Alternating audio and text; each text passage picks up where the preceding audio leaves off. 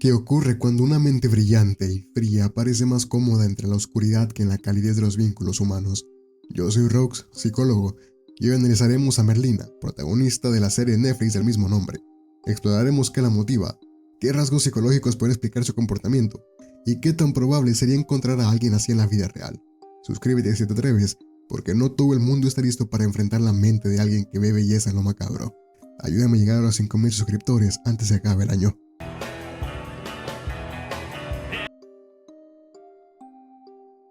Merlina Adams nunca fue una niña común. Desde su nacimiento estuvo rodeada de un mundo donde lo que la mayoría considera mórbido, aterrador o desagradable, era celebrado como lo más bello.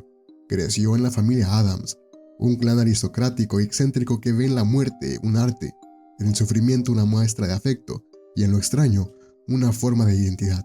Mientras otros niños recibían ositos de peluche, ella probablemente tuvo una guillotina en miniatura. Ese entorno no la traumatizó, la moldeó para convertirse en alguien orgullosamente diferente. En la serie de Netflix dirigida por Tim Burton, conocemos a Merlina en un punto clave de su vida. Es enviada a la Academia Nevermore, un internado para marginados con dones sobrenaturales, un lugar que parece hecho a su medida. Allí, sin embargo, su figura se destaca todavía más. Su sarcasmo, su frialdad y su intelecto la convierten en alguien difícil de ignorar. Sus visiones psíquicas y su carácter implacable la sitúan como un outsider incluso entre outsiders. El rechazo de Merlina hacia las normas sociales no es gratuito. Su historia está marcada por experiencias que reforzaron su visión del mundo. Fue expulsada de varias escuelas por su comportamiento extremo, y uno de los episodios más memorables es el de las pirañas en la piscina. Un acto que, lejos de ser maldad pura, fue en defensa brutal hacia su hermano. Esa lógica, la lógica Adams, no sigue la moral convencional, sino un código propio donde la lealtad y la autenticidad están por encima de todo. Pero lo más fascinante de Merlina es que trasciende lo narrativo y se convierte en un símbolo cultural. En un mundo donde la mayoría busca encajar, ella representa el orgullo de no hacerlo. Es una crítica viviente a la homogeneización social, a la positividad tóxica y a la obsesión superficial de las redes. Para muchos jóvenes, especialmente dentro de la generación Z, Merlina encarna la idea de que no hay nada más auténtico que abrazar la oscuridad propia y hacer de ella una fortaleza. Sin embargo, su historia no es solo resistencia, también es una advertencia. La soledad autoimpuesta y el rechazo constante a la vulnerabilidad muestran el costo emocional de vivir siempre en el margen. Merlina es, al mismo tiempo, inspiración y espejo, una voz que celebra lo distinto, pero que también recuerda que incluso los marginados necesitan encontrar un lugar en el mundo. Las relaciones de Merlina son un campo de batalla silencioso, distante, irónica y a veces cruel. Se mueve entre los demás como si cada interacción fuera un ensayo de poder. Con su familia mantiene un lazo sólido, pero teñido de sarcasmo y desapego. Admira a Morticia, aunque al mismo tiempo se rebela contra su sombra, buscando desesperadamente ser distinta a ella. Esa tensión revela un conflicto de identidad, el deseo de independencia frente al peso del legado familiar. En Nevermore, Merlina es un experimento social en carne viva. Por primera vez se ve obligada a convivir con otros, y lo hace bajo sus propias reglas. Sus vínculos rara vez son afectivos, son estratégicos, funcionales, casi transaccionales. Ve a las personas como piezas en un tablero de ajedrez, útiles para resolver misterios o alcanzar un objetivo. Tyler, por ejemplo, es manipulado sin que Merlina le importen demasiado las consecuencias emocionales. Su compañera de cuarto, Enid, es la excepción más visible. Un torbellino de colores y emociones que choca con la frialdad monocromática de Merlina. Al principio la trata con desdén y distancia, pero poco a poco surgen grietas en su armadura. Los gestos de lealtad hacia Enid o Eugene son raros, casi insignificantes en cantidad, pero cuando aparecen, resultan demoledoramente significativos. Nos muestran que bajo su fachada gélida existe un código de honor muy selectivo.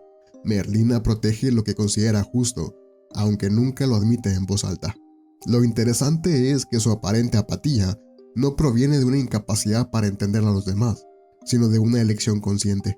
No le interesa encajar ni participar en dinámicas sociales que percibe como vacías. Nunca busca destruir el entorno que lo rodea. Simplemente lo rehúsa. Y en esa negativa, en ese acto de resistencia constante, se impone como figura de rebeldía.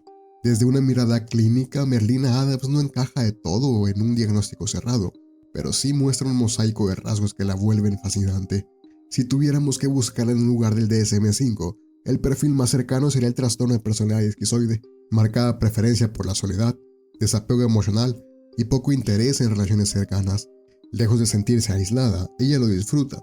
Escribir, investigar y perderse en su propio mundo es, para Merlina, una forma de vida. Sin embargo, no es un caso de manual.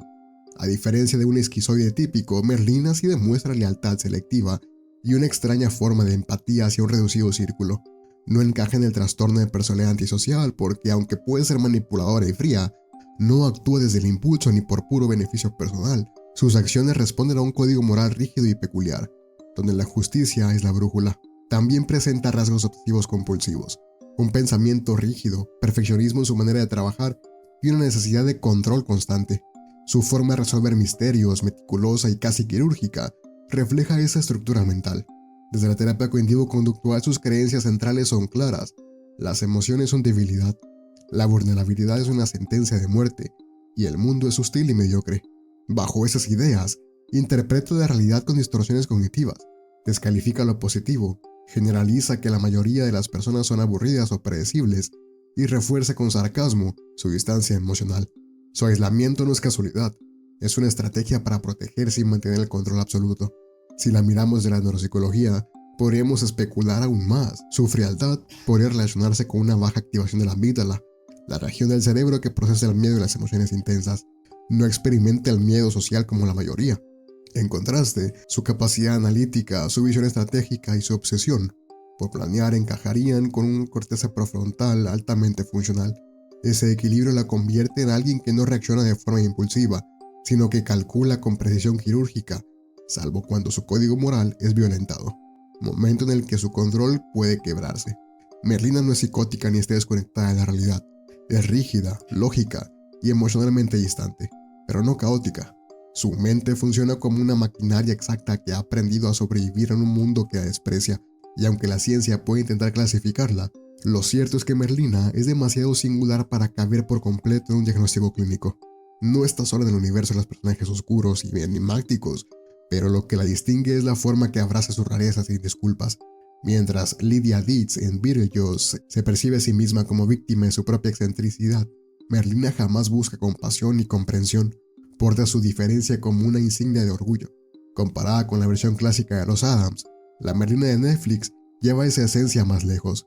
Aquí no es solo la niña lúgubre y sarcástica, sino una mente afilada que roza lo detectivesco, un Sherlock Holmes gótico, cuya frialdad y agudeza analítica le permiten navegar un mundo lleno de secretos y conspiraciones. Al mirar más allá, encontramos paralelismos con Lisbeth Salander, de la saga Millennium.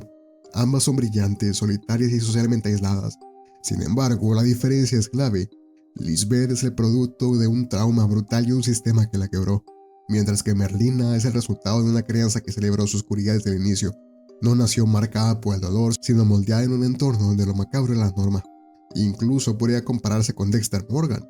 Ambos operan bajo un código rígido, con una desconexión emocional que los separa de los demás, pero mientras Dexter finge normalidad para sobrevivir, Merlina desprecia la fachada y convierte su excentricidad en un arma y una armadura. Ella no quiere encajar, quiere resaltar. Otros ecos aparecen en Sherlock Holmes, con su intelecto superior y su dificultad para conectar emocionalmente. En Villanelle de Killing Eve, con su frialdad, aunque Merlina evita el caos que Villanelle la abraza, o incluso en Hannibal Lecter, aunque ella no manipula para dominar sino que se mantiene al margen. Lo que la hace única es esa mezcla explosiva y lógica implacable, humor negro y una estética gótica que no es solo un disfraz, sino una filosofía de vida. Merlina no es nihilista ni violenta por capricho, tiene un código moral retorcido, pero consistente. A diferencia de otros personajes oscuros que se mueven por traumas, venganza o pura destrucción, ella actúa desde una convicción, la de ser fiel a sí misma, aunque el mundo entero se lo oponga. ¿Pero realmente podría existir una Merlina Addams en el mundo real? La respuesta es sí, pero no del todo. Personas con alta inteligencia, una marcada preferencia por la soledad y una emocionalidad reducida existen, y no son tan extrañas como podríamos pensar. A menudo se les percibe como frías, excéntricas o antisociales, aunque no siempre tienen un trastorno gótico ni un gusto explícito por lo macabro. En psicología clínica, perfiles con rasgos esquizoides, o incluso ciertos casos de neurodivergencia en el espectro autista de alto funcionamiento, Pueden parecerse en algunos aspectos a Merlina, personas lógicas con intereses peculiares que no buscan encajar en normas sociales y que construyen su identidad en torno a la independencia. Pero la versión que vemos en la pantalla es una hipérbole dramática. Su intelecto a nivel de un genio, su talento para resolver misterios, su humor afilado, su estética gótica impecable y, por supuesto, sus visiones psíquicas, la colocan más cerca de la fantasía que de la realidad. En la vida real, alguien con ese perfil difícilmente sostendría una identidad tan coherente y extrema sin mostrar grietas más profundas. Si la colocamos en nuestra escala de psique oscura, donde 1 es completamente común y 10 es imposible, Merlina obtiene un 6 de 10. Sus rasgos psicológicos son plausibles, pero la forma en que se combinan con tanta perfección estética y narrativa es lo que la vuelve extraordinaria. En pocas palabras, sí existen Merlinas, pero ninguna tan intacta como la ficción nos presenta. Merlina no es la clásica chica rara que busca encajar ni la víctima del bullying que espera ser rescatada. Ella transforma su rareza en poder, y ese mensaje conecta con una generación que rechaza etiquetas y se niega a disculparse por ser diferente. Parte de su impacto radica en que encarna la romantización de la oscuridad. Vestir de negro, hablar con sarcasmo y mantener una distancia emocional ya no se leen como defectos, sino como símbolos de autenticidad y rebeldía. En ella, lo extraño se convierte en aspiracional. Narrativamente, la serie juega con su ambigüedad. ¿Es fría e insensible o simplemente alguien que se niega a mostrar vulnerabilidad en un mundo que castiga lo distinto? Esa tensión la hace fascinante, porque obliga al espectador a cuestionar si la frialdad siempre significa ausencia de emociones o si en realidad puede ser un escudo contra la hipocresía social.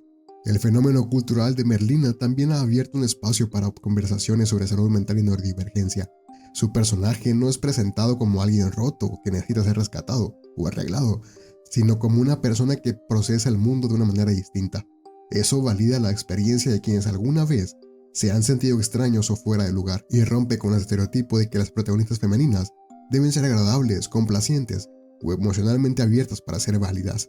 La ambigüedad moral amplifica su complejidad. No es una heroína tradicional ni una villana en potencia. Es un espejo donde cada espectador proyecta sus propias ideas sobre lo que significa estar bien emocionalmente, sobre lo que es justo o peligroso. Y más allá de la pantalla, su estética gótica, su ironía y su independencia se han convertido en símbolos de resistencia para una generación que se siente presionada a sonreír, a encajar y cumplir con estándares sociales imposibles. En Merlina encuentran la validación de que ser distinto no es solo válido, puede ser incluso un superpoder. Merlina nos enfrenta a una pregunta incómoda. ¿Qué significa ser auténtico en un mundo que nos exige constantemente adaptarnos? ¿Su frialdad es un mecanismo de defensa o una forma radical de libertad?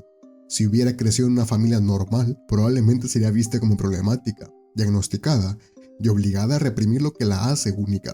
Pero dentro de los Addams y en Nevermore, su oscuridad no solo se tolera, se celebra, y ahí radica la lección más poderosa de su historia. Merlina es un espejo negro que refleja una sociedad que teme al silencio, a la soledad y a lo distinto. Nos obliga a cuestionarnos por qué valoramos más la apariencia de felicidad que la autenticidad. Su figura nos recuerda que la diferencia, aunque incómoda, puede ser una forma de resistencia. Y ahora la pregunta queda en ti. ¿Es Merlina un ejemplo de fortaleza psicológica, una antiheroína en potencia, o simplemente alguien que eligió la oscuridad como su verdad? Déjame tu opinión en los comentarios. Dime también qué otro personaje quieres que pongamos bajo el microscopio psicológico, porque aquí no le tememos a mirar de frente a la oscuridad de la mente humana. No todos están listos para ese tipo de análisis, pero si tú sí, suscríbete. Aquí hablamos de lo que la mayoría prefiere ignorar.